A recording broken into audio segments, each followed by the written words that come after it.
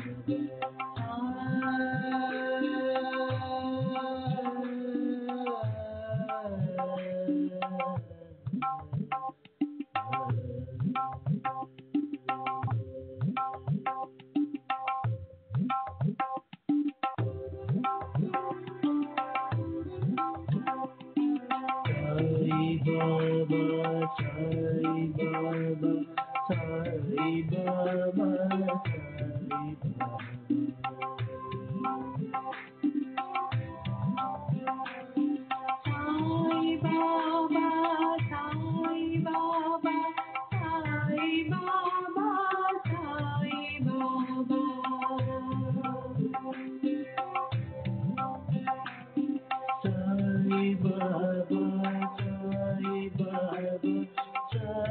Baba, Sai Baba.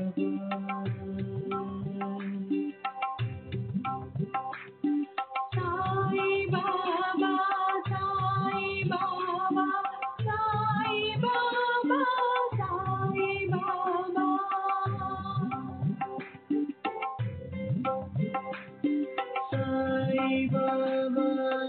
Sai Baba, Sai Baba, Sai Baba, Sai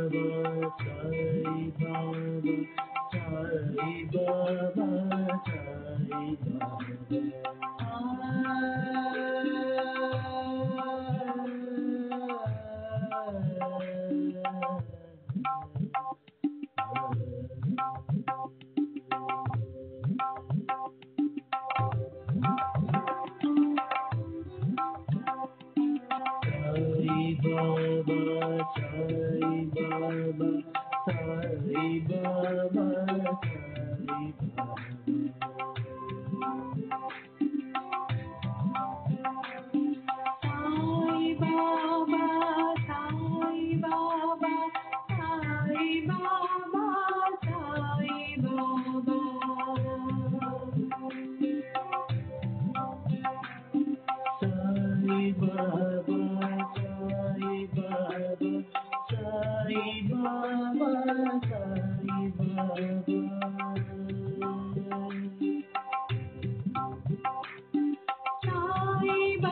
Baba, Sai Baba, Sai Baba, Sai Baba, Sai Baba,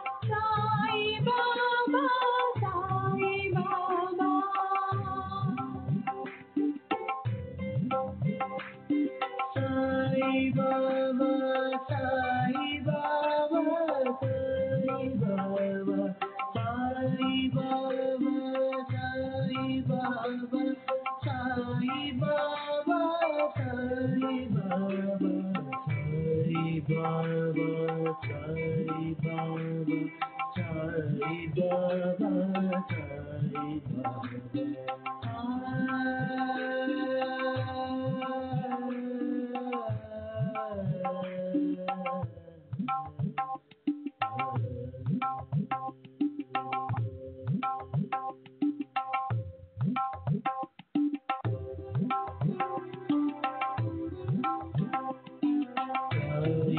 Baba, Sai Baba, Sai Baba, Sai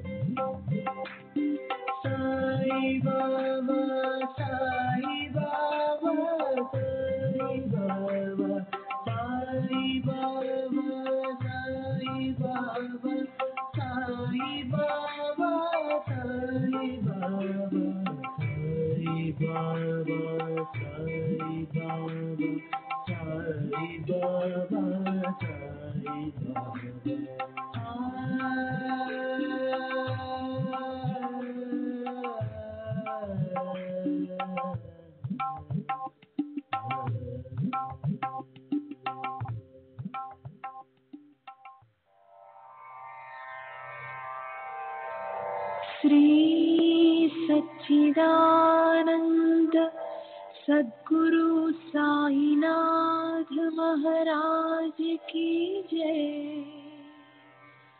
सद्गुरु श्री साईनाथुनि शरद बाबूजी की जय।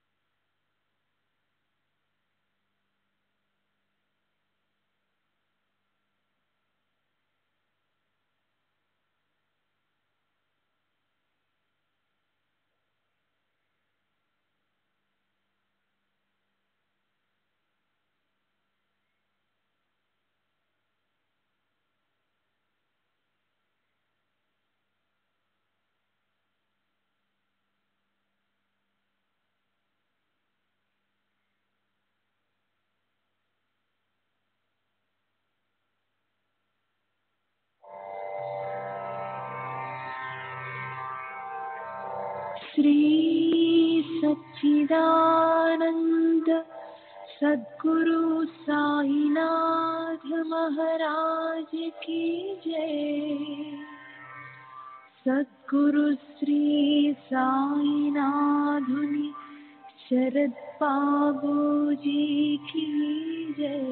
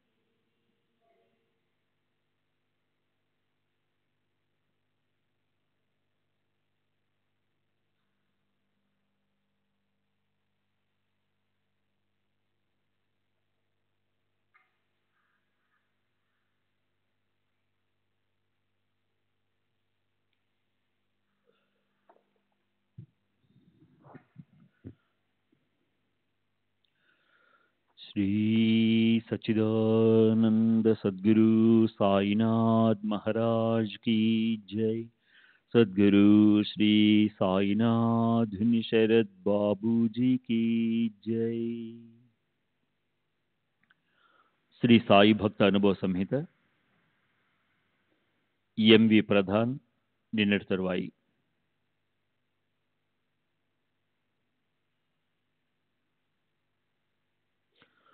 కొంతసేపటి తరువాత నేను తెచ్చిన పూలు పండ్లు మాలలు తీసుకుని బాబాను దర్శించడానికి మసీదుకి వెళ్ళాను.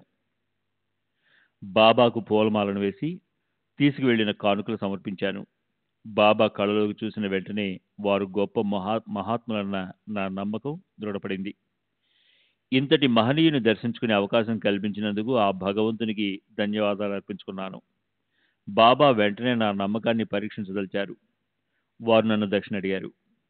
వారికి ఇవ్వడానికి సిద్ధంగా ఉంచుకున్న ₹20 బదులు ఒక బంగారు నాణ్యాన్ని వారి చేతిలో పెట్టాను. బాబా ఆ నాణ్యాన్ని మొదట జార్జి బొమ్మ ఉన్న వైపుకు, తరువాత బొరుసు వైపుకు త్రిప్పి చూశారు.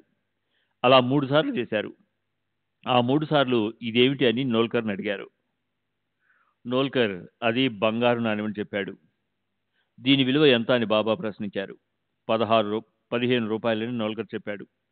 బాబా ఆ నాణాన్ని నాకే తిరిగి ఇచ్చివేస్తూ, ఇది నాకొద్దు, నువ్వే ఉంచుకుని నాకు 15 రూపాయలు ఇవ్వు అన్నారు.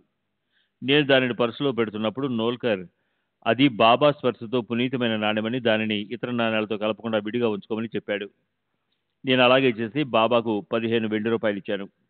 బాబా వాటిని మరల లెక్కించి, ఇక్కడున్నవి 10 రూపాయలే, మరో 5 రూపాయలు ఇవ్వు అన్నారు. నిజానికి వారు నా నమ్మకాన్ని పరీక్షిస్తున్నారు. సహజంగా వాదించడానికి అలవాటు పడిన ఏ లాయర్ అయినా బాబా చేసిన ఆరోపణ తప్పని, తాను లెక్కించి సరిగా 15 రూపాయలు ఇచ్చానని వాదిస్తాడు. కానీ నేను అలా చేయలేదు.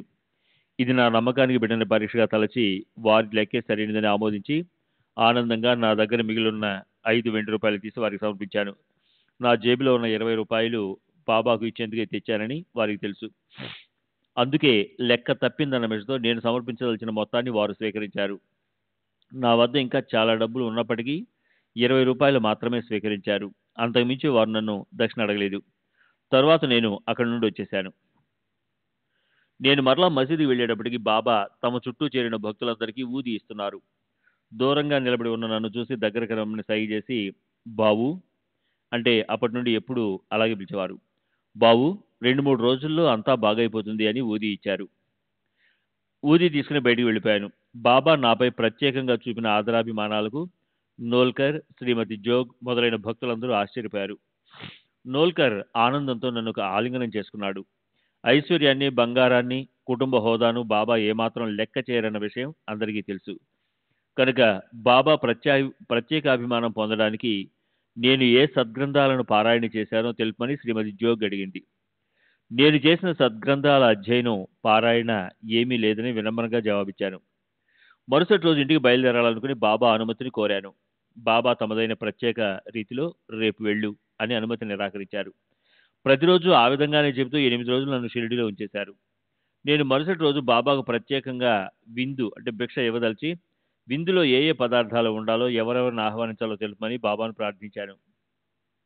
ప్రత్యేకించి విందుకు బొబ్బట్లు అంటే పూరన్పోళీలను తయారు చేయించమని, తమకు అభిమానపాత్రుడైన బాబును ఆహ్వానించమని బాబా చెప్పారు. బాబు దాదా కేల్కర్ సోదరుని కుమారుడు. నేను బాబాను ఆహ్వానించక ముందే, నేను కూడా వస్తాను మీహి ఏయిన్ అని బాబా అన్నారు. మరుసటి రోజు విందు బాబా చెప్పిన ప్రకారమే ఏర్పాటు చేశాను. బాబును ఇతర భక్తులను ఆహ్వానించాను. వాళ్ళందరూ వచ్చి కూర్చున్న తరువాత పళ్ళేలలో పదార్థాలన్నీ వడ్డించబడ్డాయి. బాబాకు ప్రత్యేకంగా ఒక పళ్ళెంలో వడ్డించాము. ఇంతలో ఒక కాకి వచ్చి బాబా ప్లేట్లోని పూరన్పోళిని ఎత్తుకుపోయింది. ఆ రూపంలో బాబానే వచ్చి విందు ఆరగించారని భక్తులందరూ సంతోషంతో జై జయధ్వానాలు చేశారు. ఆ రోజు మధ్యాహ్నం బాబా తమ శరీర పార్శ్వభాగాన్ని చూపిస్తూ, ఈ భాగమంతా విపరీతంగా నొప్పి పుడుతుంది, కానీ 3-4 రోజుల్లో తగ్గిపోతుంది అన్నారు. బాబా చూడడానికి ఆరోగ్యంగానే ఉండడం వలన పై మాటల ద్వారా వారు చెప్పదలుచుకున్నది ఏమిటో నేను అర్థం చేసుకోవడం మా శక్తికి మించిన పని. ఒక గురువారం నాడు పెద్ద ఎత్తున అన్న సంతర్పణ చేసేందుకు బాబా హండీ పెట్టి వంట చేస్తున్నారు. వారు భక్తులందరినీ మసీదు నుండి తరిమివేసి ఒంటరిగా హండీ దగ్గర ఉన్నారు. ఆ సమయంలో నేను, చాందోర్కర్ కుమారులిద్దరూ మసీదులోకి వెళ్తుంటే చూస్తున్న వారందరూ ఆశ్చర్యపడ్డారు. అయితే బాబా మమ్మల్ని కోప్పడకపోగా సాదరంగా ఆహ్వానించారు. బాబా మాకు ప్రత్యేక దర్శనం ఇవ్వడానికే భక్తులందరినీ బయటికి పంపించి వేసినట్లున్నారు. తర్వాత వారేదో చిన్నగా పాడుతున్నట్లు అనిపించింది. వారు ఆ పాటను 3వ పాడుతున్నప్పుడు కాయరే అప్లా కాయ్హు మణావే శ్రీరామ జై రామ జై జయ రామ అని వినిపించింది. ఆ పదాలు వినగానే ఉద్వేగానికి లోనయ్యాను. బాబా పాదాలపై నా సరస్సు నుంచాను. నా కళ్ళలో ఆనంద బాష్పాలు పెళ్లిబికాయి. బాబా పలికిన పలుకులే మా కులగురువు అయిన హరిబువా నాకు ఉపదేశించిన మంత్రం. హరిబువా తాతగారైన ఆత్మారాంబువా మా ముత్తాతగారి గురువు. వీరి పూజ కొరకు బొంబాయి ఠాకూర్ ద్వార్లో ఒక దేవాలయం నిర్మించబడింది. ఈ విధంగా గురువు ఉపదేశించిన మంత్రం పట్ల బాబా నాలో శ్రద్ధను, గౌరవాన్ని పునరుద్ధరించారు. నేను అడగకపోయినా నా ఆధ్యాత్మిక లబ్ధికై ఎంతో శ్రద్ధ కనబరచడం చూసి అశ్రు నయనాలతో బాబాకు కృతజ్ఞతలు సమర్పించడం కన్నా నేను చేయగలిగింది ఏమీ లేదు. తర్వాత బాబా హండీ దగ్గర నిలబడి ఉడుకుతున్న వంటకాన్ని సమంగా కలిసేలా గరిటతో కాగా తమ చేతితో కలియబెట్టారు. అది చూసి నేను ఆశ్చర్యపోయాను. చేతితో కలియబెట్టినప్పటికీ బాబాకు చేయి కాలలేదు, బొబ్బలెక్కలేదు. అకస్మాత్తుగా మధ్యాహ్నం బాబా మా ముగ్గురిని అంటే నేను, చాందోర్కర్ కుమారులు, బాపు లిండికి తీసుకెళ్లారు. అది సాధారణంగా వారు లెండికి వెళ్ళే సమయం కాదు. అక్కడ బాబా కొన్ని గుంటలు తవ్వి నా చేతికి కొన్ని మొక్కజొన్న విత్తనాలు ఇచ్చి ఆ గుంటలలో పెట్టించి వాటివి మట్టి కప్పి నీళ్లు పోయమన్నారు. తర్వాత మేము మసీదుకి తిరిగి వచ్చాము. ఆ లెండి తోటనే 7-8 సంవత్సరాల తరువాత బాబా మహాసమాధి చెందిన వెంటనే నేను కొన్నాను.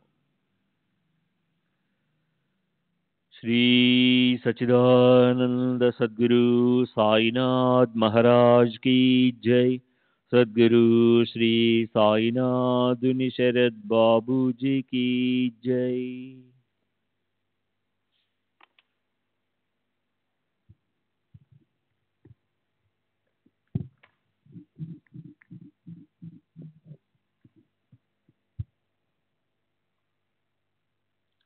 బాబా మమ్మల్ని వారం రోజులు షిరిడీలోనే ఉంచిన తర్వాత తిరిగి వెళ్ళడానికి అనుమతినిచ్చారు. బాబు చాందూర్కర్ ఓ పళ్ళెం తెచ్చి బాబా పాదాల క్రింద ఉంచాడు. వారి పాదాలు అభిషేకించిన తర్వాత ఆ పాదతీర్థాన్ని ఇంట్లో వాడుకునేందుకు తీసుకున్నాడు. ఆ విధంగా చేయటం షిరిడీలో అప్పుడున్న పద్ధతులకు భిన్నమైనది. అప్పటి వరకు ఊది మాత్రమే ఇంటికి తీసుకెళ్లేందుకు ఆమోదించేవారు. పాదతీర్థము హారత సమయం అప్పుడు త్రాగటానికి మాత్రమే ఇచ్చేవారు. నేను బాబాను అనుసరించి మా అమ్మకు ఇతర భక్తులకు ఇవ్వటానికి పాదతీర్థం తీసుకున్నాను. మేము మన్మాడ్ చేరగానే పంజాబ్ మెయిల్ వచ్చింది. మా దగ్గర 3వ తరగతి టికెట్లు ఉన్నాయి. అవి తర్వాత వచ్చే రైలు ఎక్కడానికి మాత్రమే పనికొస్తాయి. కానీ మెయిల్ ఎక్కడానికి రైల్వే నిబంధనలు ఒప్పుకోవు. కానీ ఆనందంలో ఇవేమీ పట్టించుకోకుండా మెయిల్ ఎక్కాము. మేము బొంబాయి చేరవలసిన సమయానికన్నా 4-5 గంటల ముందు చేరాము. తర్వాత ఆ సమయం ఎంతో విలువైందని తెలుసుకున్నాను. బాబా అనుగ్రహం వల్లే మేము త్వరగా ఇంటికి చేరుకోగలిగామని భావించాము. నేను ఇల్లు చేరగానే మా అమ్మకు పక్షవాతం వచ్చిన సంగతి తెలిసింది. షిరిడీలో బాబా తమ శరీర పార్శ్వభాగమంతా బాధిస్తుందని చెప్పిన సమయంలోనే బొంబాయిలోని మా ఇంట్లో మా అమ్మకు పక్షవాతం వచ్చిందట. వెంటనే డాక్టర్లను పిలిపించి చికిత్స మొదలుపెట్టారు. నా సోదరి, ఇతర బంధువులు షిరిడీలో ఉన్న నాకు కబురు పెట్టాలని అనుకున్నారు. కానీ అప్పుడు అక్కడే ఉన్న చాందోర్కర్ కబురు పెట్టాల్సిన అవసరం లేదని, నేను బాబా సన్నిధిలో ఉన్నంత వరకు మా అమ్మకు ఏమీ కాదని, అవసరం అనిపిస్తే వెంటనే బాబా నన్ను పంపగలరని చెప్పాడు.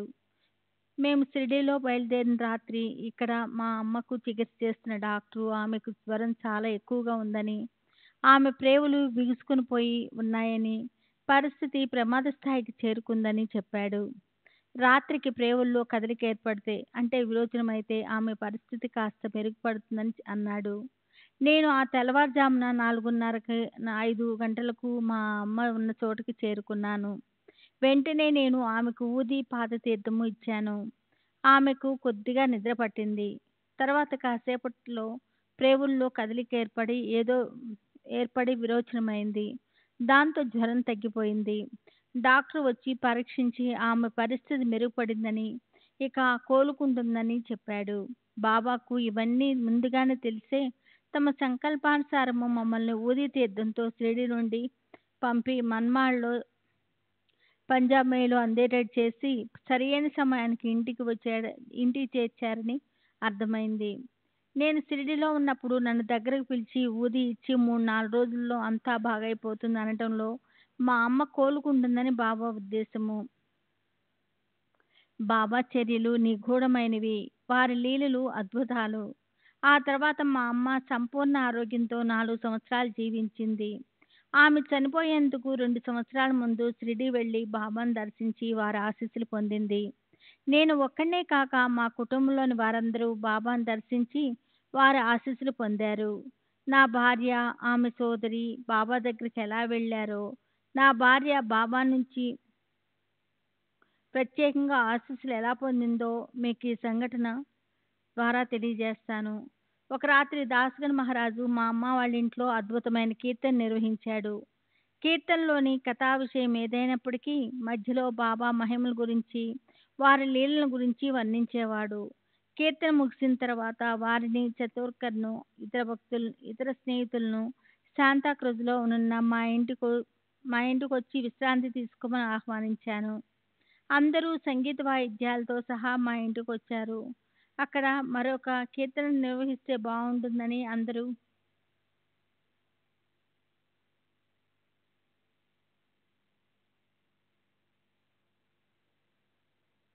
అందరూ తలిచారు.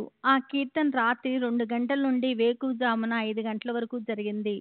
ఆ సమయము మనసును ఎంతో ప్రభావితం చేస్తుంది. ఆ కీర్తన వెంటనే నా భార్యకు బాబాను దర్శించాలన్న బలమైన కోరిక కలిగింది.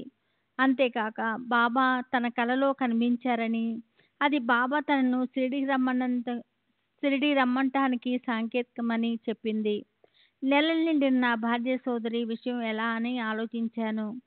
ప్రయాణం మధ్యలో నొప్పులొస్తే ఆ పరిస్థితిని ఎదుర్కొనేందుకు నా భార్య, ఆమె సోదరి సంసిద్ధమయ్యారు. 12 టికెట్ల డబ్బు చెల్లించి మా కోసం ప్రత్యేకంగా ఒక సెకండ్ క్లాసు రైలు పెట్టెను బుక్ చేశాను. ఆ రైలు పెట్టె మన్మాడు మీదుగా కోపగాం చేరి తిరుగు ప్రయాణంలో మా కోసం అక్కడే ఉండేటట్టు ఏర్పాటు చేసుకున్నాను. ప్రయాణం ఎటువంటి ఇబ్బందులు లేకుండా సుఖంగా సాగింది. ఇక కోపరగాం చేరబోతున్నామనగా చాందోర్కర్ మా కోసం స్టేషన్కి వస్తారేమోనని నా భార్య అన్నది. నేను చాందోర్కర్కు షిరిడీ వెళుతున్నట్టు జాబు వ్రాసినప్పటికీ అతను వచ్చే అవకాశం లేదని, కానీ ఆమె ఊహించినట్లుగానే చాందోర్కర్ స్టేషన్కు వచ్చాడు. చాందోర్కర్ సుస్థిగా ఉండడంతో షిరిడీ వెళ్ళి ఉన్నాడు. అతనికి రోజు మార్చి రోజు జ్వరం వస్తూ ఉంది. మేము షిరిడీ వెళ్లే రోజు, అతనికి జ్వరం వచ్చే రోజు ఒకటే అయింది. అయినప్పటికీ నా ఉత్తరం అందుకున్న అతను కోపరగాం స్టేషన్కు వచ్చి మమ్మల్ని స్వాగతించేందుకు బాబా అనుమతి కోరాడు. బాబా వెంటనే అనుమతించారు. అది తెలిసి దీక్షిత్ బాబాతో చాందోర్కర్కు జ్వరం వస్తుందని, అందువల్ల తాను స్టేషన్కి వెళ్ళి మిమ్మల్ని వెంట పెట్టుకుని వస్తానని అన్నాడు. కానీ బాబా దీక్షిత్ను వద్దని, చాందోర్కర్ను మాత్రమే స్టేషన్కి వెళ్ళమని గట్టిగా చెప్పారు. చాందోర్కర్ స్టేషన్లో కలిసి మమ్మల్ని స్వాగతించి మాకు ఘనమైన ఏర్పాట్లు చేశారు. స్త్రీలకు సౌకర్యంగా ఉండే వసతి కల్పించాడు. మేము గోదావరిలో స్నానం ఆచరించి క్షేమంగా ముందు షిరిడీ చేరాము. చాందోర్కర్ మా కోసం అంత శ్రమ తీసుకున్నప్పటికీ ఆరోగ్యపరంగా అతనికి కొంచెం కూడా ఇబ్బంది కలగలేదు. అంతేకాదు చాందోర్కర్కు ఆ రోజు నుండి మళ్ళీ జ్వరం రాలేదు. మేము షిరిడీ చేరిన రోజు బాబా నా భార్యను చూపించి మాధవరావు దేశపాండేతో ఈమె నా బాబుకు తల్లి అన్నారు. గర్భవతిగా కనపడుతున్న నా భార్య సోదరి గురించే బాబా చెప్తున్నారని చాందోర్కర్ అనుకొని ఆమెను చూపించి, మీరు మాట్లాడుతుంది ఈమె గురించే కదా అని అడిగాడు. బాబా కాదని చెప్పి నా భార్యను చూపించి, నేను మాట్లాడింది ఈమె గురించి అన్నారు. ఆ రోజు నుండి సరిగ్గా 12 నెలలకు నా భార్య ఒక మగపిల్లవాడిని ప్రసవించింది. వాడికి బాబా నోటి నుండి వెలువడిన బాబు అన్న పేరు పెట్టాము. నామకరణము కార్యక్రమానికి దాసకను, చాందోర్కర్ మొదలైన భక్తులందరూ వచ్చారు. ఆ కార్యక్రమము ఎంతో వేడుకగా బాబా కరుణ గొప్పతనాన్ని స్మరించుకునే విధంగా జరిగింది. శ్రీ సచ్చిదానంద సద్గురు సాయినాథ్ మహారాజ్ కీ జై. సద్గురు శ్రీ సాయినాథ్ నిసరత్ బాబూజీ కీ జై. శ్రీ సచ్చిదానంద సద్గురు సాయినాథ్ మహారాజ్ కీ జై. సద్గురు శ్రీ సాయినాథుని శరత్ బాబూజీ కీ జై. నేను మొదటిసారి షిరిడీ వెళ్ళినప్పుడు మసీదులో బాబా సన్నిధిలో ఉండగా గాలివాన వచ్చింది. ఎడతెగకుండా వర్షం కురుస్తూ ఉంది. ఇలా ఒక పావు గంట వరకు కొనసాగింది. నేనప్పుడు వర్షం ఇలాగే కొనసాగితే నదులు వాగులు పొంగుతాయి. అప్పుడు నేను బొంబాయి వెళ్ళడానికి కష్టమవుతుంది. బాబా నన్ను తిరిగి వెళ్ళడానికి అనుమతి ఇవ్వరేమోనని అనుకున్నాను. అప్పుడు బాబా ఆకాశం వైపు చూస్తూ, ఓ దేవా, చాలు, ఇక వర్షాన్ని ఆపు. నా బిడ్డలు తిరిగి ఇళ్లకు వెళ్ళాలి. వారు కష్టపడకుండా ఇళ్లకు వెళ్ళాలని అన్నారు. అరే అల్లా, అభి బర్సత్ పూరా కరో, మేరా బాల్ బచ్చే ఘర్ జానే వాలా హై, ఉన్కో సుఖ్ సే జాన్ దే అన్నారు. ఆ మాటలు అనడంతోనే వర్షం తగ్గుముఖం పట్టింది. నా మదిలో మెదిలే ఆలోచనలన్నీ బాబాకు తెలుసు. తర్వాత బాబా నన్ను ఇంటికి వెళ్ళడానికి అనుమతించారు. నేను ఊదీ తీర్థం తీసుకొని పంజాబ్ మెయిల్‌లో ఊరికి చేరి మా అమ్మకు ఊదీ తీర్థం ఇచ్చాను. ఈ విషయాన్ని ముందే విపులంగా చెప్పి ఉన్నాను. నేను ఇంటికి తిరిగి వచ్చిన రాత్రి మా వదినకు ఒక కల వచ్చింది. ఆ కలలో కఫ్నీ ధరించి తలకు గుడ్డ కట్టుకున్న ఒక ఫకీరు మా ఇంట్లో ఉన్నట్లు చూసిందట. నేను షిరిడీలో బాబా అనుమతి తీసుకున్నప్పుడు నేను నీ వెంటే వస్తాను అన్న బాబా మాటలు నిజమయ్యాయని తోచింది. బాబా మా ఇంట్లోనే ఉన్నారు.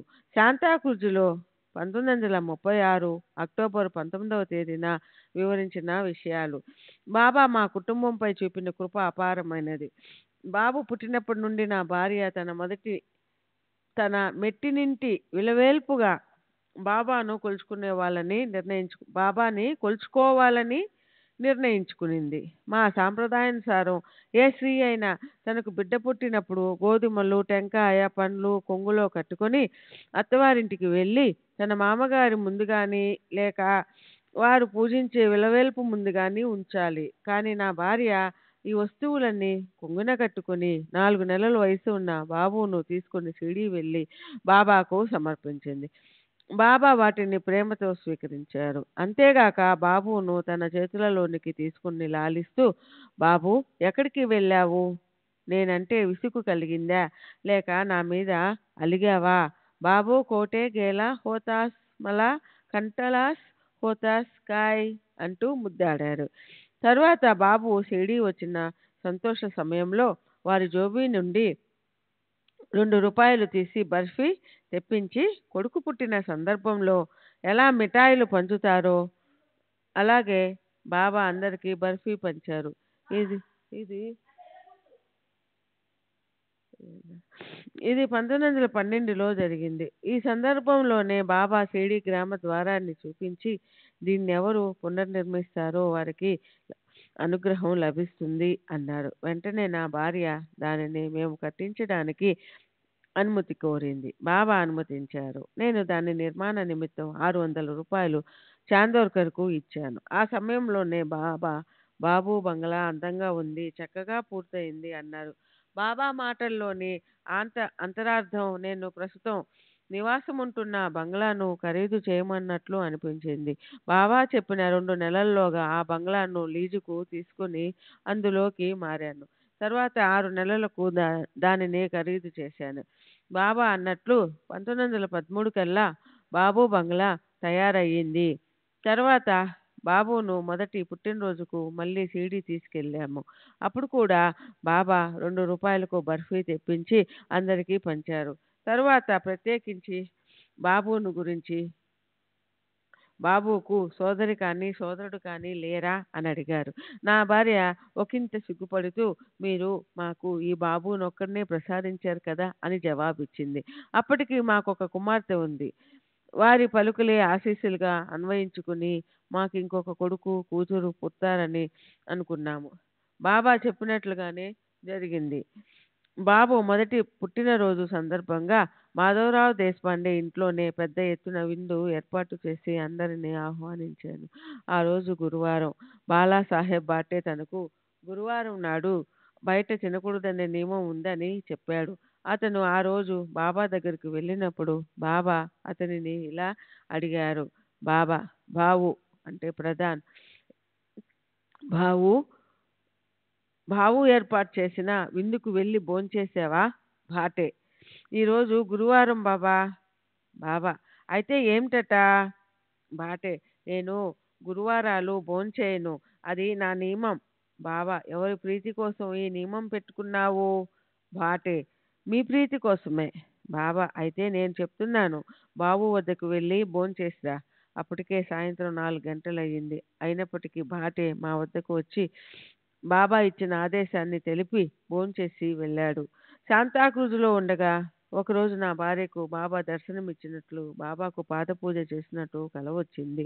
తన ఇంటిలో నిత్యము బాబా పాదపూజ చేసుకోమని దీని అంతరార్థంగా చాందోర్కర్ తెలియజేసి ఆమెను 2 వెండి పాదుకలను తీసుకొని షిరిడీకి వెళ్ళమని చెప్పాడు. ఆమె అలాగే చేసింది. ఆమె బాబా వద్దకు వెళ్ళగానే కాళ్ళు ముడుచుకొని కూర్చొని ఉన్న బాబా తన పాదాలను చాచి పాదుకులను ఈ పాదాల మీద ఉంచి పూజించుకో అన్నారు.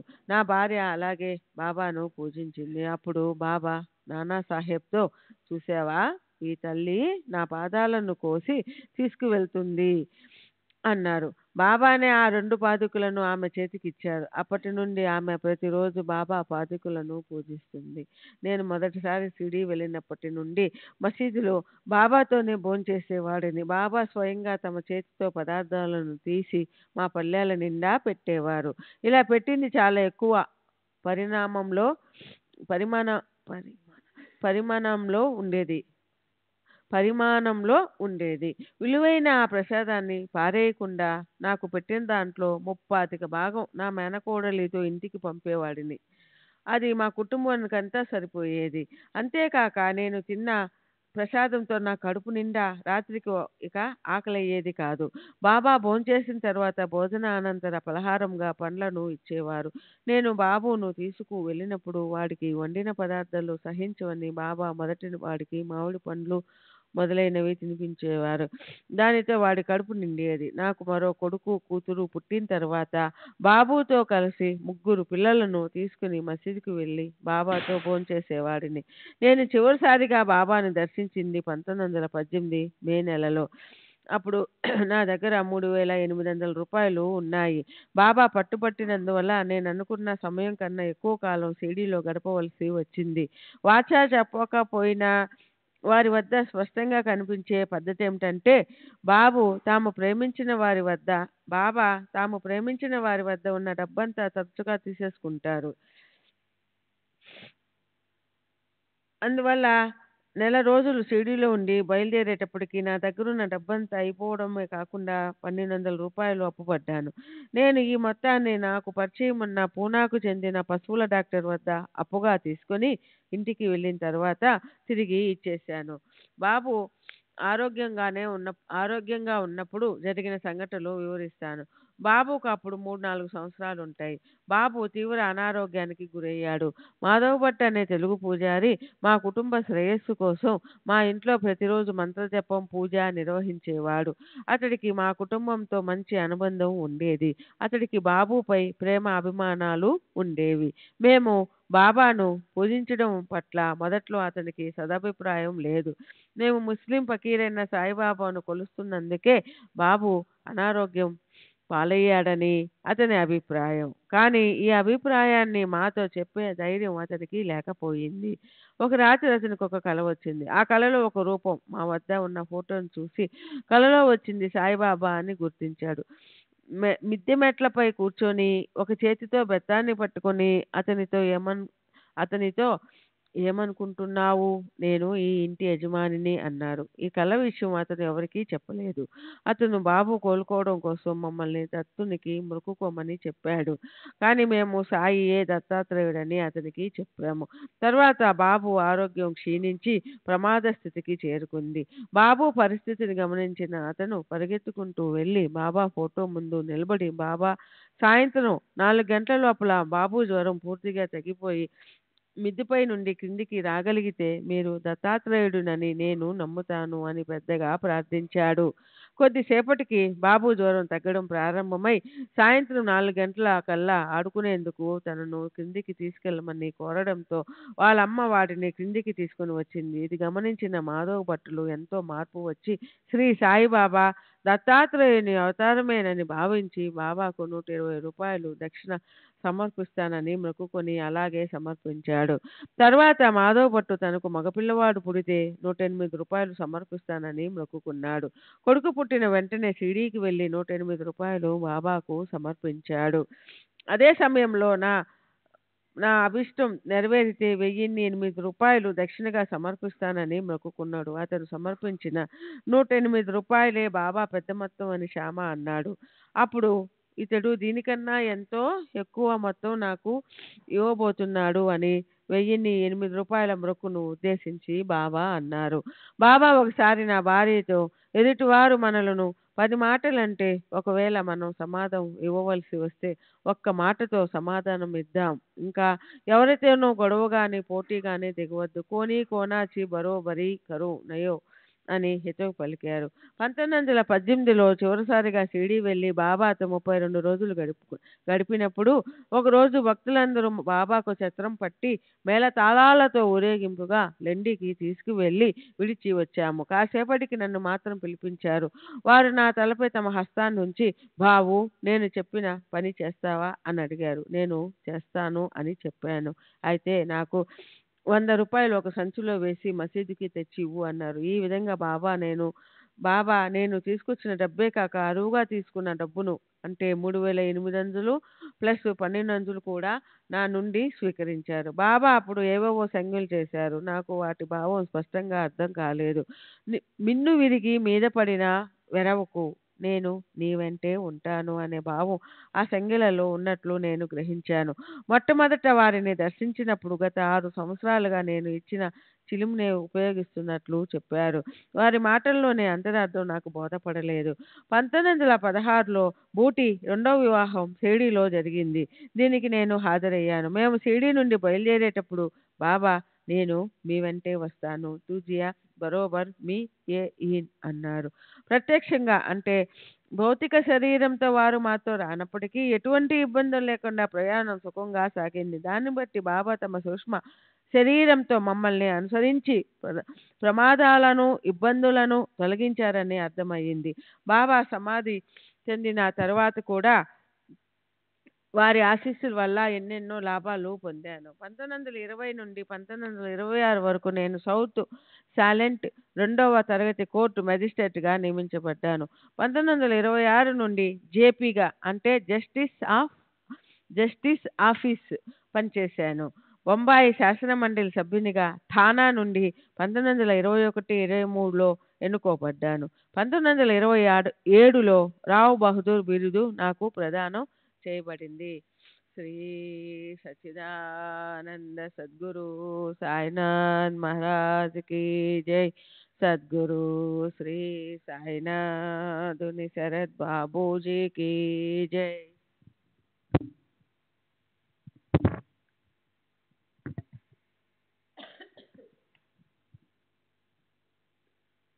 శ్రీమతి చోటుబాయి ప్రధాన్, శాంతాక్రూజ్. ఒకసారి నా పిల్లలందరికీ కొంగు మీజిల్స్ పోసింది. బాబా పరిస్థితి మాత్రం ప్రమాదకరంగా ఉందని డాక్టర్ చెప్పాడు. అందరూ ఆశ వదులుకున్నారు. నేను బాబాను ప్రార్థించాను. అప్పుడు బాబా కనిపించి, ఎందుకయ్యా దుఃఖిస్తావు, పిల్లవాడు బాగానే ఉన్నాడు.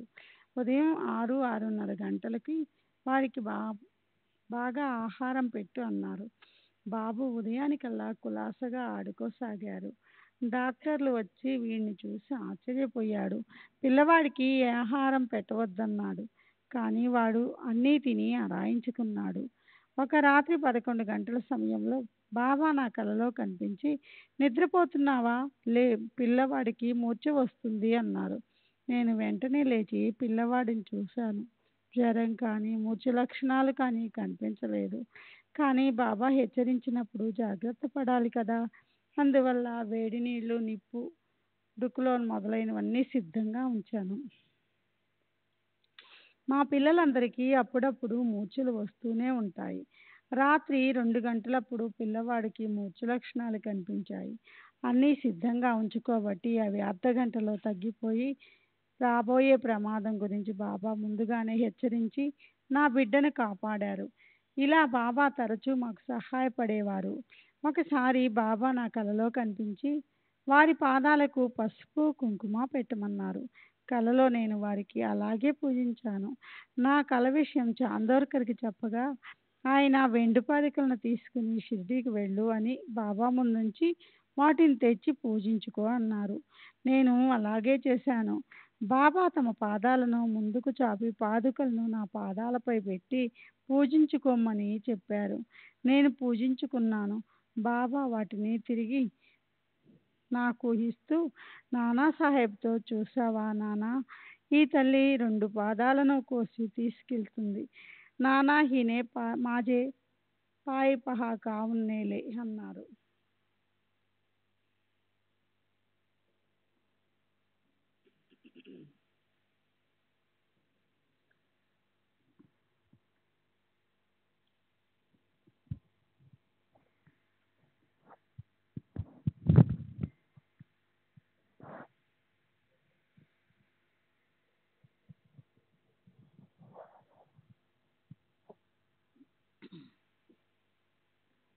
శ్రీ సచ్చిదానంద సద్గురు సాయినాథ్ మహారాజ్ की जय. सद्गुरु श्री साईनाथ मुनि शरद बाबू जी की जय. ఈ ఒకరోజు మసీదులో బాబా ఆగ్రహంతో కేకలు వేస్తారేమోనని నేను భయపడ్డాను. కానీ ఆ రోజు వారు అలా ఏమీ చెయ్యకుండా, చూసావా, నేను ఎవరిపైనా కోప్పడలేదు, కేకలేయలేదు, అవునా అన్నారు. మరొక రోజు మసీదులో బాబాను పూజిస్తున్నాను. వాడాలో నా బిడ్డ ఏడుస్తుండటం బాబాకు తెలిసి నన్ను పూజ మధ్యలో ఆపి ఇంటికి వెళ్ళు అని పంపించి వేశారు. నేను వెళ్ళి బిడ్డను సముదాయించి మసీదుకు తిరిగి వచ్చాను. బాబా ఇప్పుడు పూజ చేసుకో అన్నారు. ఒకసారి టైఫాయిడ్ జ్వరం నుండి అప్పుడే కోలుకుంటున్న మా అబ్బాయిని షిరిడీకి తీసుకువెళ్ళదలిచాము. డాక్టరు వద్దని చెప్పాడు. కానీ మేము పిల్లవాడిని షిరిడీకి తీసుకువెళ్ళాము. రైలులో వాడికి జ్వరం వచ్చింది. అందరూ చెప్తున్నా వినకుండా పిల్లవాడిని తీసుకొచ్చాను. ఇప్పుడు వాడికి ఏమన్నా అయితే నా పిచ్చితనాన్ని చూసి నలుగురు నవ్వుతారేమోనని భయపడ్డాను. వాడు జ్వర తీవ్రతతో పడుకునే ఉన్నాడు. కనీసం కూర్చోలేకపోతున్నాడు. మేము షిరిడీ చేరి బాబా వద్దకు వెళ్ళేటప్పటికీ పిల్లవాడు కోలుకొని లేచి నిలబడగలిగాడు. బాబా ఇప్పుడు నిన్ను చూసి ఎవరు నవ్వరు అన్నారు. రైలులో ప్రయాణించేటప్పుడు నా మదిలో మెదిలిన ఆలోచన గురించి బాబాకు తెలుసు. 16/10/1918 అంటే బాబా మహాసమాధి చెందిన మరుసటి రాత్రి బాబా మరణిస్తూ కనిపించారు. నేను బాబా చనిపోతున్నారు అని అరిచాను. అప్పుడు బాబా మహాత్ముల విషయంలో చనిపోయారని అనకూడదు, సమాధి చెందారని అనాలి అన్నారు. బాబా శరీరం నిశ్చలంగా ఉంది. చుట్టూ భక్తులు చేరి రోధిస్తున్నారు. నాకు చాలా బాధ కలిగింది. తరువాత నేను రాత్రి 12:30 గంటల సమయంలో నిద్ర నుండి మేల్కొన్నాను. ఉదయం అన్నా చించునీకర్ నుండి జాబు వచ్చింది. బాబా 15/10/1918 విజయదశమి రోజున మధ్యాహ్నం 3 గంటలకు సమాధి చెందినట్టు అందులో ఉంది. ఎంవి ప్రధాన్ హైకోర్టులో స్పృహ తప్పి పడిపోయినప్పుడు షిరిడీలో బాబా హరిసీతారాం దీక్షిత్ను ప్రధాన్ వచ్చాడా అని అడిగారు. అప్పుడు దీక్షిత్ నేను అతనికి కబురు చేయనా అని అడిగితే బాబా అలాగే అన్నారు. 19/10/1918 రాత్రి బాబా నా కలలో కనిపించి నాకు 3 రూపాయలు ఇచ్చారు. కలలో డబ్బు తీసుకోవడం అశుభంగా తోచి నేను బాధపడుతున్నాను. అప్పుడు బాబా తీసుకో కానీ నీవు డబ్బాలో దాచిన డబ్బంతా నాకు పంపు అన్నారు. మరుసటి రోజు నేను అలాగే దాచుకున్న డబ్బంతా షిరిడీలో జరిగే కార్యక్రమాల కోసం పంపాను. నాకు పైకల వచ్చిన రాత్రే బాబా నా సోదరి కలలో కనబడి తమ సమాధిపై కప్పేందుకు పసుపు పచ్చని పీతాంబరాన్ని పంపమని ఆదేశించారు. మేము అలాగే చేశాము. శాంతాక్రూజులో ఉండగా నా ప్రసవ సమయంలో నాకు సహాయంగా ఒక మంత్రసాని, ఒక నర్సు నియమించబడ్డారు. పురిటి నొప్పులతో 4 రోజులు బాధపడ్డాను. కానీ ప్రసవం కాలేదు. నర్సు భయపడసాగింది. ఆమె నా సోదరి దగ్గరికెళ్ళి నొప్పులు ప్రారంభమై 4 రోజులు కావస్తున్నా ప్రసవం కావడం లేదని మా వారి ద్వారా వెంటనే డాక్టర్కు కబురు పెట్టడం మంచిదని చెప్పింది. నా సోదరి బాబా పటం ముందు ఆర్తిగా ప్రార్థించింది. వెంటనే ఎవరి సహాయం లేకుండా నాకు ప్రసవమైంది. బాబా శక్తికి కరుణకి నేను నర్సు ఆశ్చర్యపోయాము.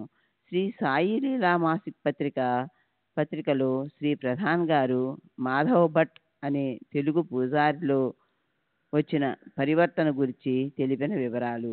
మాతో పాటు మాధవ్ భట్ అనే తెలుగు బ్రాహ్మణుడు ఉండేవాడు. అతను వృద్ధుడు, పరమ శివభక్తుడు. రాత్రింబవళ్ళు రుద్రాభిషేకం మొదలైన పూజలు చేస్తూ గడిపేవాడు. 1912లో ఏడాది వయసున్న నా కుమారుడు బాబు అస్వస్థతకు లోనయ్యాడు. మేము ఇంటిలో ముసల్మానును పూజించినందువల్ల శివుని ఆగ్రహానికి గురి అయ్యామని, అందుకే బాబు అస్వస్థుడయ్యాడని భట్టు భావించేవాడు. ఒక రాత్రి బాబు జ్వరం తీవ్రమై ప్రమాద స్థితి ఏర్పడింది.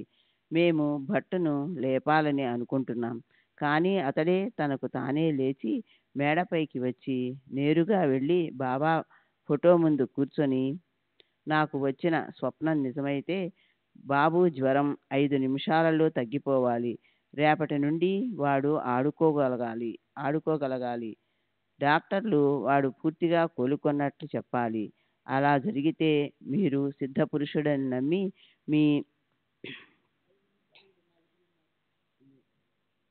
మీ ముందు సాగిలపడతాను.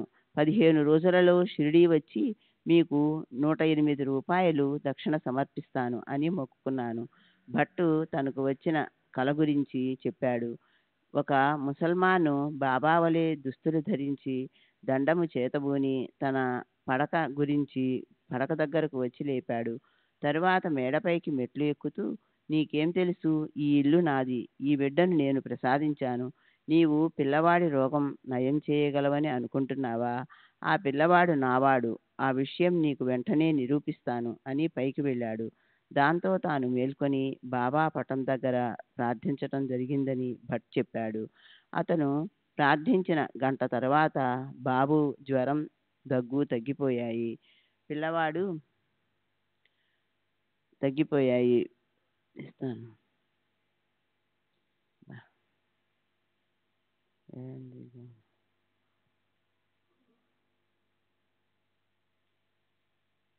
పిల్లవాడు చురుకుగా ఆడుకోసాగాడు. అది చూసి భట్ నేరుగా బాబా పటం దగ్గరకు వెళ్ళి సాష్టాంగ నమస్కారం చేశాడు. తరువాత మొక్కు తీర్చడానికి షిరిడీ వెళ్ళాడు. బాబా భట్టుని చూసిన వెంటనే, ఇతడు నన్ను కుక్క అని, పిల్లి అని, ముసల్మాన్ అని అంటున్నాడు అని భక్తులతో చెప్పారు. శ్రీ సచ్చిదానంద సద్గురు సాయినాథ్ మహారాజ్ కీ జై. సద్గురు శ్రీ సాయినాథ్ ముని శరద్ బాబూజీ కీ జై.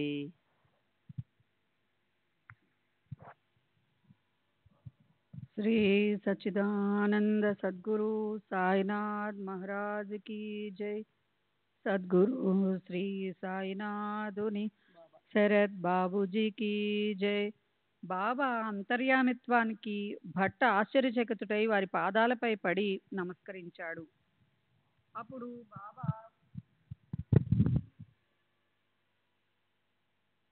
అప్పుడు బాబా శ్యామతో, ఈ భట్ నన్ను రోజుకి ఎన్నిసార్లు పూజిస్తాడు అన్నారు. తర్వాత భట్ బాబాను ఇలా ప్రార్థించాడు. మొదటిది, తనకు ఒక కుమారుడు పుడితే 108 రూపాయలు దక్షిణ సమర్పించుకుంటానని. రెండవది, తన యజమాని అయిన శ్రీ ప్రధాన్ గారి కోరిక నెరవేరితే దానికి 10 డబ్బు దక్షిణగా సమర్పించుకుంటానని మొక్కుకున్నాడు. అదే రోజు మధ్యాహ్నం మసీదుకు వెళ్ళి బాబాను దర్శించాడు. బాబా అతన్ని దక్షిణ అడిగారు. శ్యామ బాబాతో ఆ ఉదయమే భట్ దక్షిణ సమర్పించాడని చెప్పాడు. అతను ఉదయం ఇచ్చింది చాలా చిన్న మొత్తం, అతడు ఇంకా పెద్ద మొత్తమే మనకు ఇవ్వబోతున్నాడు అని బాబా అన్నారు. తన అంతరంగంలోని ఆలోచనలన్నీ బాబాకు తెలుసునని భట్ చెప్పాడు. 1 సంవత్సరం తర్వాత భట్టుకు మగపిల్లవాడు పుట్టాడు. భట్ షిరిడీ వెళ్ళి బాబాకు 108 రూపాయల దక్షిణ సమర్పించాడు. తన స్వగ్రామంలో అతన్ని సోదరుడు నిర్మించిన దత్తమందిరంలో బాబా ఫోటో నుంచి పూజించసాగాడు.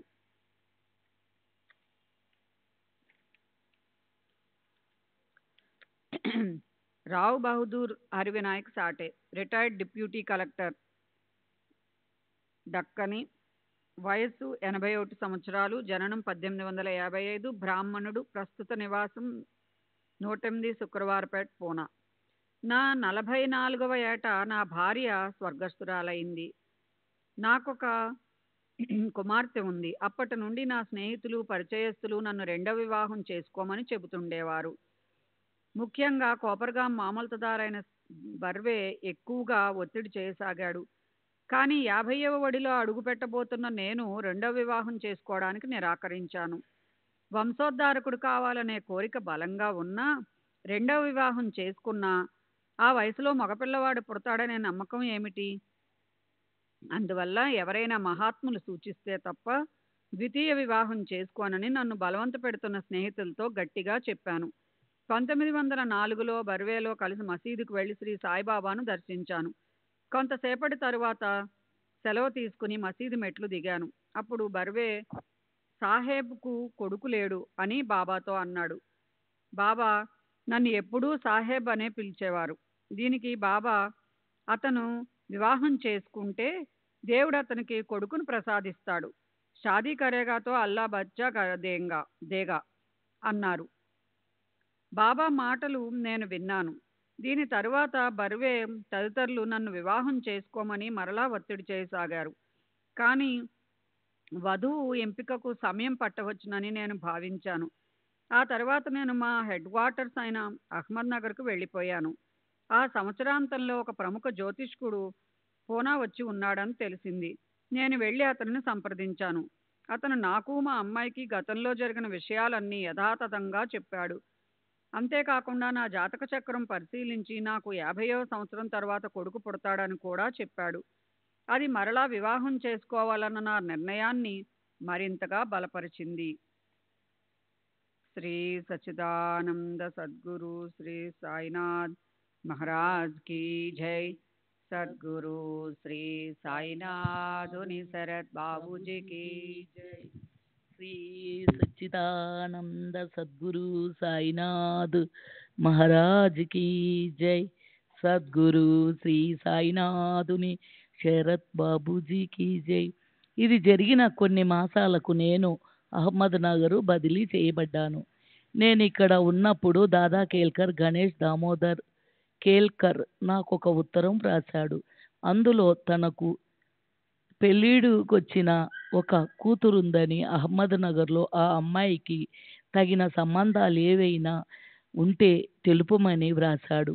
ఈ ఉత్తరము పెళ్లి కొడుకుల అన్వేషణకు గాక అతని కుమార్తె విషయంలో నా అభిప్రాయాన్ని తెలుసుకోవడానికి వ్రాసినట్లుగా అనిపించింది. ఈ ఉత్తరం వ్రాయడంలో శ్రీ సాయిబాబా పరోక్ష ప్రభావం కూడా ఉందనిపించింది. అందుకే నేను ఈ దూర ప్రాంతంలో ఆమెకు తగిన సంబంధాలేవి ఉండవని అతను నన్ను దృష్టిలో ఉంచుకొని ఉత్తరం వ్రాసి ఉన్నట్లయితే నా వయస్సు, ఇతర వివరాలు పరిగణించమని జవాబు వ్రాశాను. అందుకతను నా పూర్తి వివరాలు తనకు తెలుసునని, నన్ను అతని అల్లునిగా చేసుకోవడానికి సంతోషపడుతున్నట్లు వ్రాశాడు.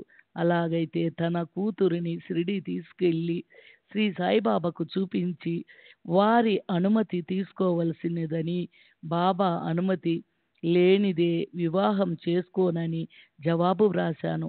అప్పుడు దాదా కేల్కర్కు బాబా పట్ల వ్యతిరేక భావం ఉండేది. తన కుమార్తెను నాకు ఇవ్వడానికి బాబా అనుమతించారని, దాని వలన ఆ వివాహం జరగదేమోనని సందేహించాడు.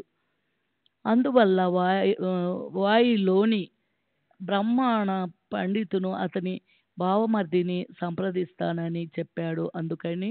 అందుకు నేను ఒప్పుకోలేదు. బాబా వద్దకు వెళ్ళి వారి అనుమతి తీసుకోవలసినదని పట్టుబట్టాను. దాంతో కేల్కర్కు తన కుమార్తెను తీసుకొని షిరిడీకి వెళ్ళవలసి వచ్చింది. షిరిడీకి చేరి మాధవరావు సహాయంతో బాబా అనుమతి కోసం వేచి ఉన్నాడు. దాదా కేల్కర్ బాబా వద్దకు వెళ్ళగానే అమ్మాయిని అహ్మద్నగర్ పంపు అని బాబా అన్నారు. అంటే నాతో వివాహం చేయమని పరోక్షంగా తెలిపారు.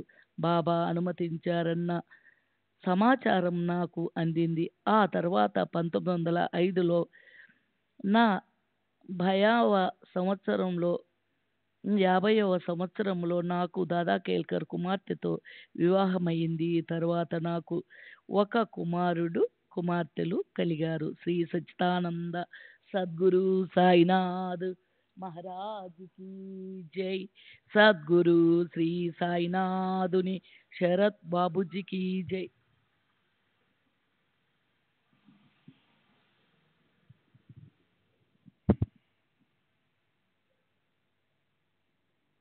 బాబాకి ఇష్టమైన వేప చెట్టు సమీపంలో గ్రామ సరిహద్దు గోడ ఉండేది.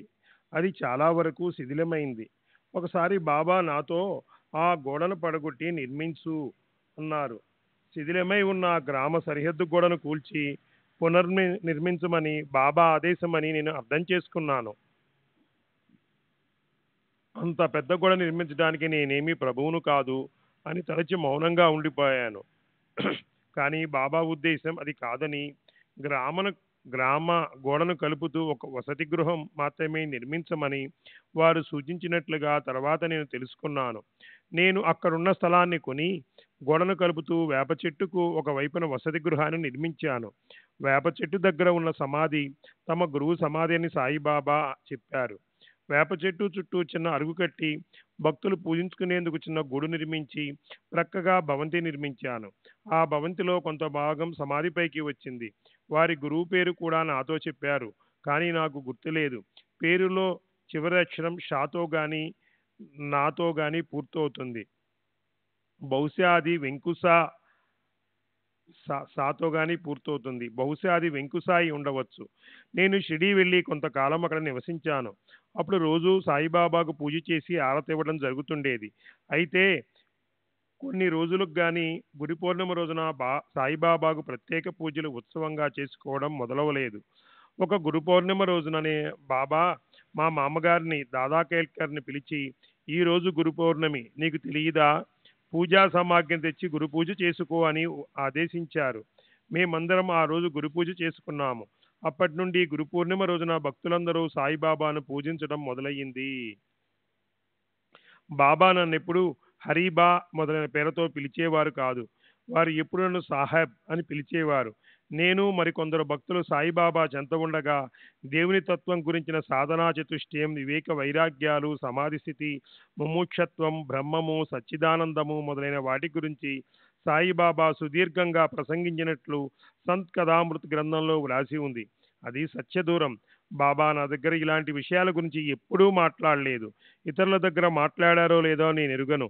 తరువాత భక్తలీలామృత్ గ్రంథంలోని 31వ అధ్యాయంలో 219, 236 నా వివాహాన్ని గురించి వ్రాయబడిన విషయం వాస్తవం కాదు.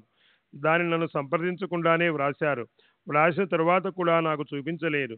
నేను ఇంతకు ముందు మీతో చెప్పిన విషయాలు వాస్తవాలు.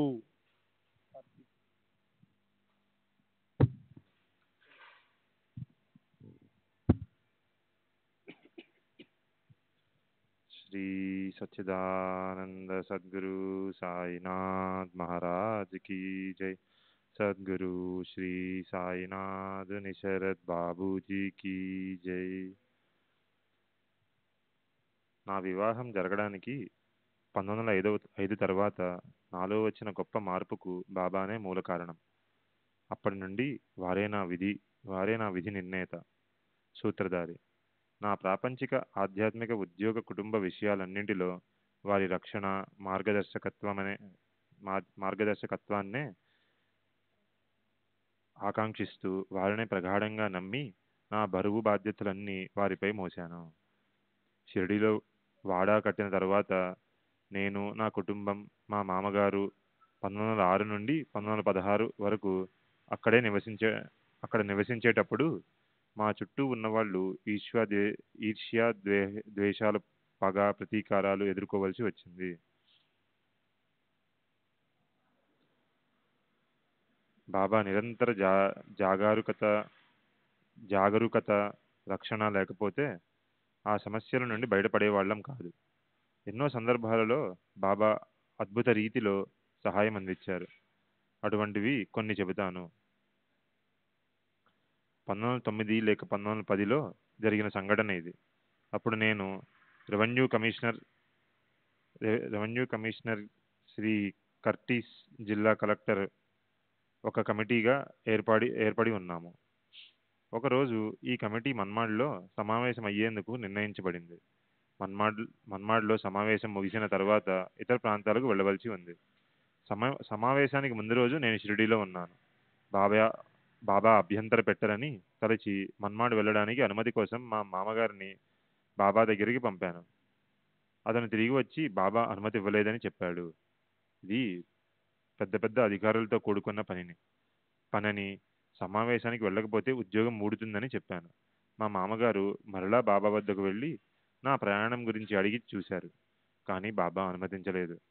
పైగా మన్మాడ్ వెళ్లకుండా నన్ను గదిలో బంధించి ఉంచమన్నారట.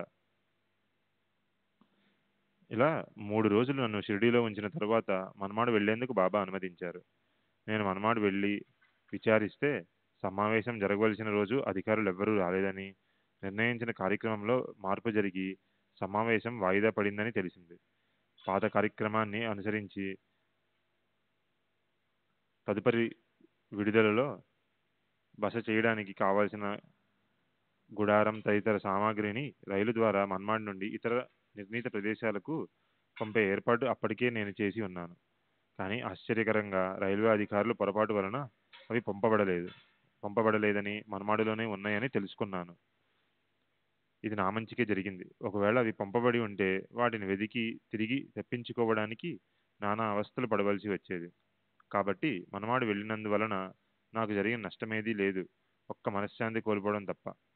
అంతేగాక షిరిడీలో నా కుటుంబంతో సాయిబాబా సన్నిధిలో ఎక్కువ సమయం గడపగలిగాను. నేను షిరిడీలో ఆగిపోవడం వలన నష్టపోతాననుకోవడం నా అజ్ఞానంగా అనిపించింది. కానీ త్రికాలజ్ఞులైన బాబాకు జరగబోయేదంతా తెలుసు. కావున వారే ఈ ఏర్పాటంతా చేశారు. ఇలాంటి సంఘటనలు మనకు బాబాపై ఉన్న నమ్మకం దృఢపడేందుకు తోడ్పడతాయి. ఉద్యోగరీత్యా నాకు రావాల్సిన ప్రమోషన్ రాలేదని ఎంతో అసంతృప్తిగా ఉండేది.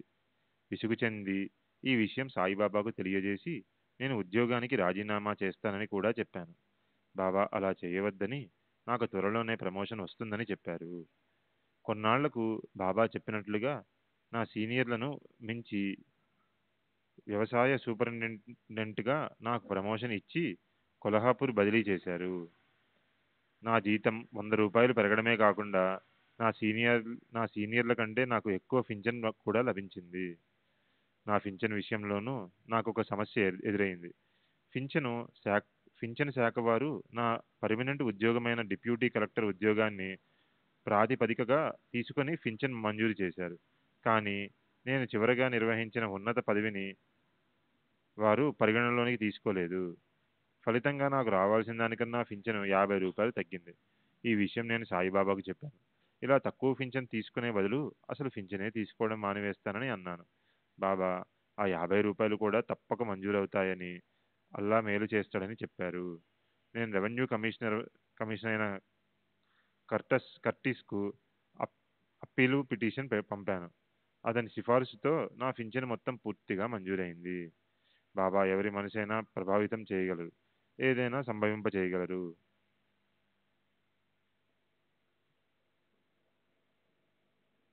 మేగుడు.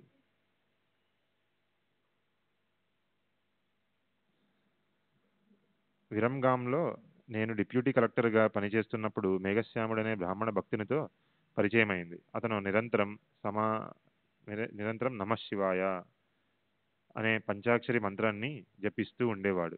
అతనికి గాయత్రి మంత్రం, సంధ్యా వార్చడం వంటివి కూడా తెలియవు. అతని శ్రేయస్సు కోరి గాయత్రి మంత్రాన్ని సంధ్యా వార్చడాన్ని నేర్పించాను. శివారాధన చేసుకోవడానికి అతనిని బ్రోచ్ అనే ఊరికి పంపుతూ దారి ఖర్చులకు 8 రూపాయలు ఇచ్చాను. అతను ఎప్పుడు ఒంటి కాలుపై నిలబడి శివుని ధ్యానించేవాడు.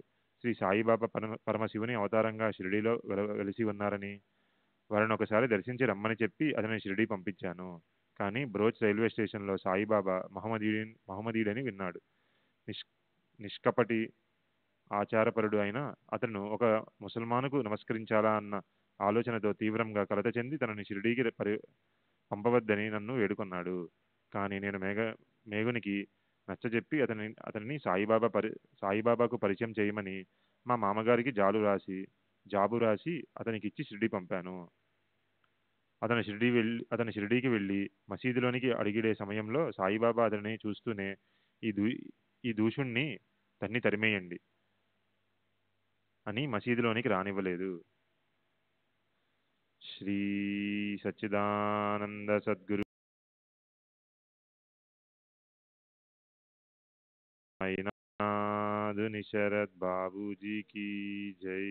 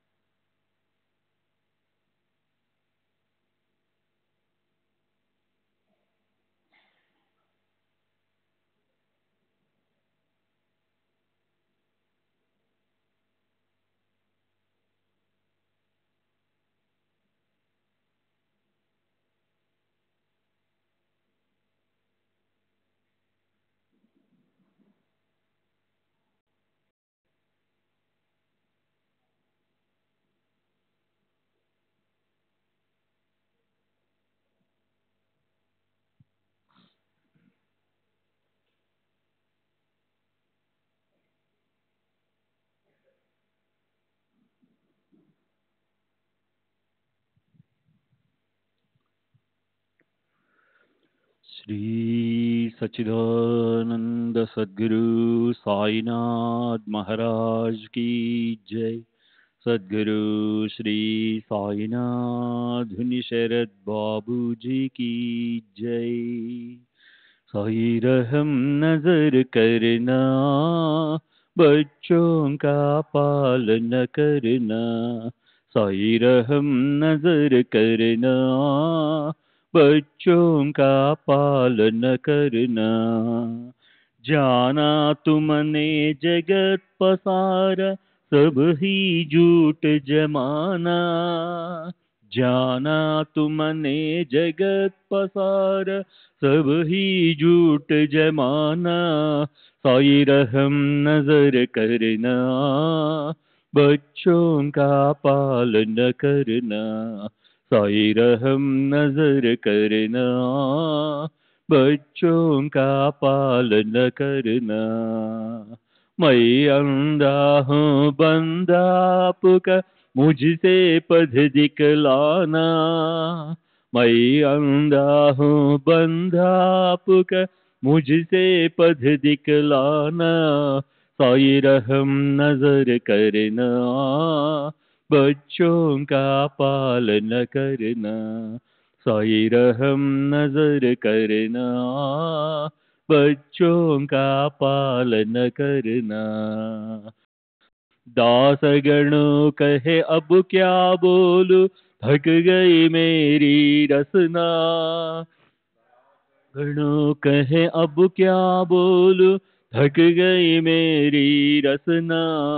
साई रहम नजर करना, बच्चों का पालन करना. साई रहम नजर करना, बच्चों का पालन करना.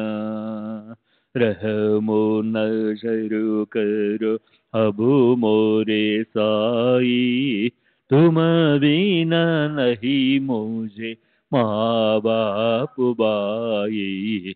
रहमो नजर करो मैं अंधा हूँ बंदा तुम्हारा मैं अंधा हूँ बंदा तुम्हारा मैं ना जानू मैं ना जानू मैं ना जानू अल्लाह इलाही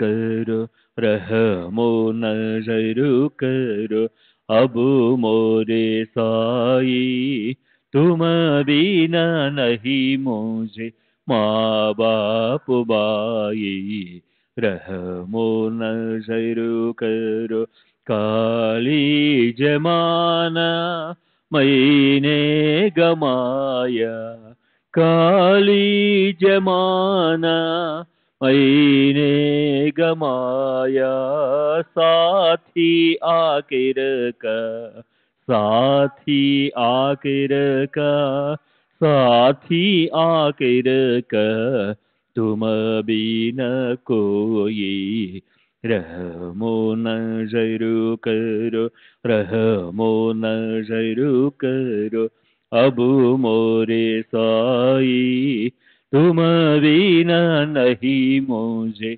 माँ बाप बाई रहमो नजर करो अपने मस्जिद का झाड़ू गणो है अपने मस्जिद का झाड़ू गणो है मालिक हमारे मालिक हमारे मालिक हमारे तुम बाबा साई नजर करो रहमो नजर करो अब मोरे साई तुम बिना नहीं मुझे माँ बाप बाई रहमो नजर करो श्री सच्चिदानंद सद्गुरु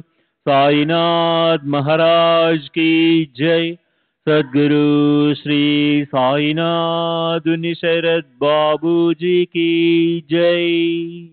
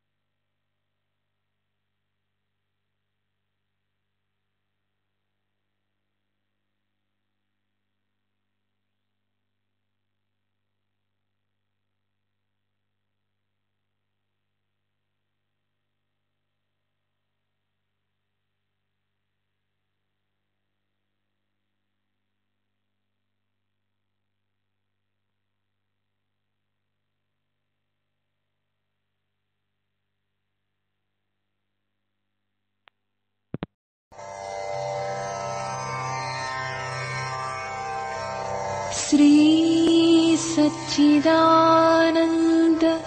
सद्गुरु साईनाथ महाराज की जय।